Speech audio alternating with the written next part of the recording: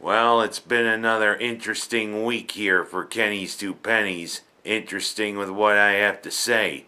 So let me get started, shall we? First, it's that time of the season here in the fall in the Finger Lakes region with all the high schools. Yes, it's homecoming season.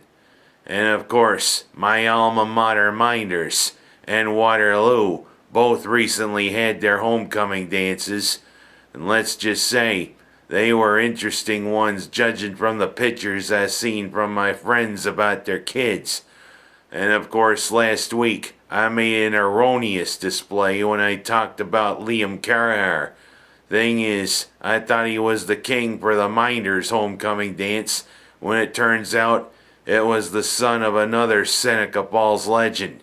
It was Phil Galusha who was the king for Mynderse homecoming court, the son of Jerry Galusha, who I think should be in the Mynderse Academy Athletics Hall of Fame. I'm putting that out right now. And Jerry was wonderful not only with athletics, but with all charities around here in Seneca Falls. God rest your soul, Jerry. I hope you get into the Hall of Fame real soon. And Phil, congratulations, my man.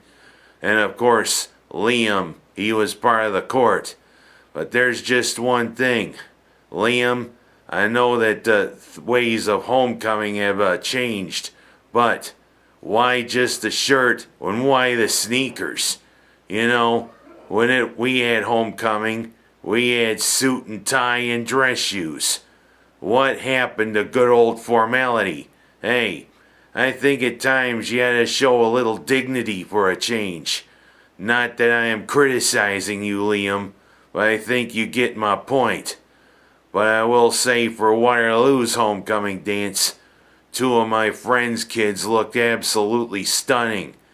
Tammy Anhorn, who is a wonderful kindergarten teacher for Waterloo, her daughter Logan, who's a freshman this year, showed that she's growing up too fast.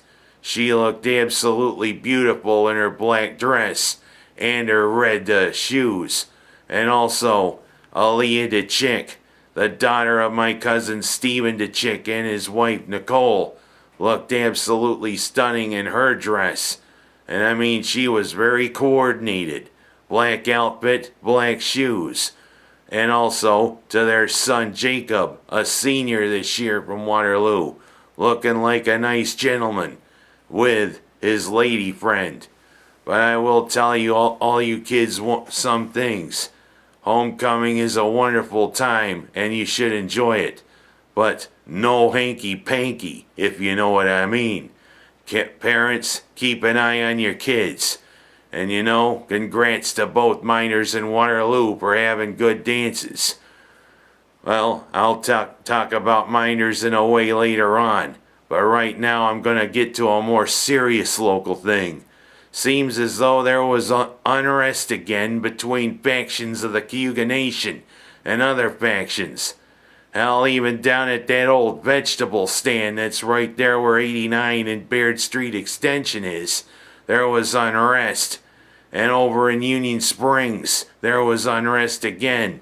And of course, we had to waste taxpayer dollars calling out all the law enforcement agencies to those locations. Heck, even the New York State Park Police and even the DEC police responded down there to Cayuga Corner, which used to be Bodine's vegetable stand, 'cause apparently they sell some cigarettes out of that area. Well, you know, I'm just sick and tired of this whole thing. It seems as though these factions can't get their things straight and settle their differences, and you know what? I could care less. Hell, they don't support New York State. They don't pay their taxes when they should. So why should I even care? You know what?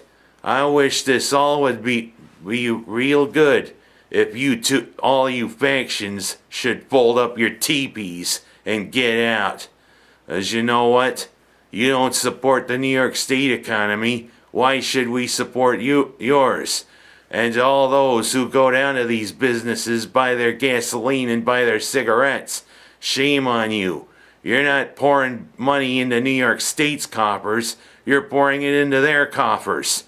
What do we need with them anyway? Well, let's get back to something more serious about New York State. Astorino and Cuomo now engaging in a nice little war of words. Astorino was on Kimberly and Beck last week. And you know what? I liked what Astorino has to say. I endorsed him last week on my show. And I mean, he laid out a few things last week. Especially talking about the SAFE Act and Common Core. Two black eyes on New York State space. Common Core, that is a farce. I mean, it's caused the dumbing down of our kids and also taking teachers' creativity away. Heck, it's one of the things I liked when I went to high school. The creativity of the teacher. The teacher could be him or herself. And you know what? That's what made some teachers very dear. I especially liked Mr. G with the way he taught history, Mr. Collins with the way he taught chemistry, Doc Peony with the way he taught physics, and I mean so on and so forth. Mr. Leonard with math, and so on. You know, Common Core has to go. And so does the SAFE Act.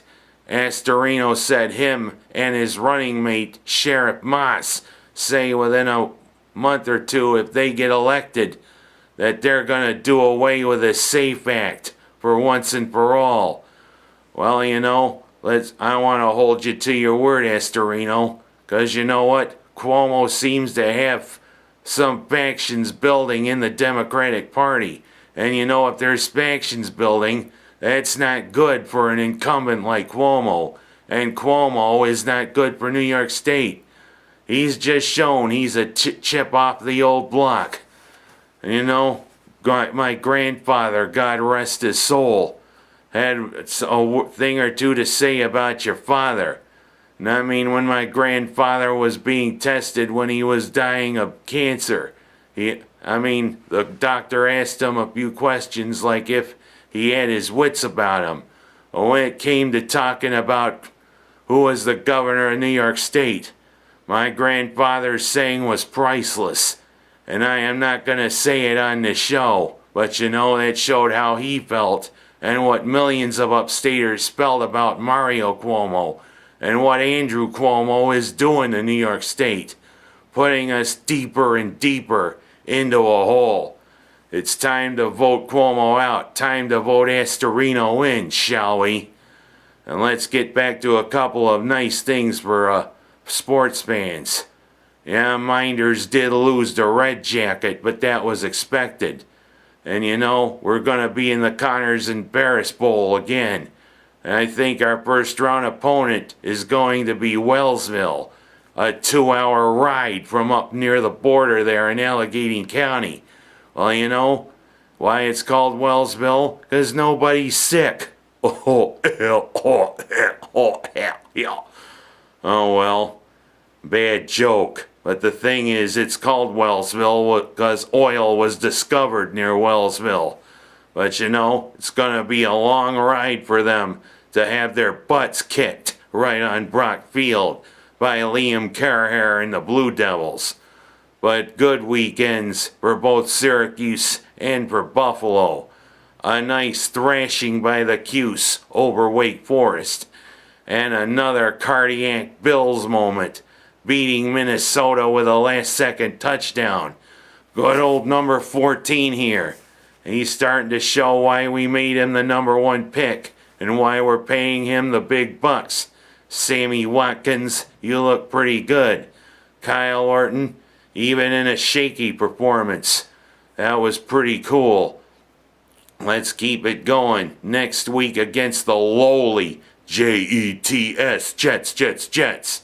But you know, we gotta offer a little luck of the orange. Of course, I should have worn my green shirt with the orange S on it. Well, a little luck for the Cuse as they go down to Clemson to play the Tigers in the stadium that is known as Death Valley. But Clemson has looked shaky at times. Maybe we might catch the tigers at the right moment. And last but not least, I'm saying a few prayers for a local businesswoman who lost her husband to an unexpected illness this week. Pam Bryan runs the copy shop. She is a sweet lady. She is a wonderful business person. My condolences to you, Pam, on your husband's loss. I'm Ken Haas, and that's my story this week.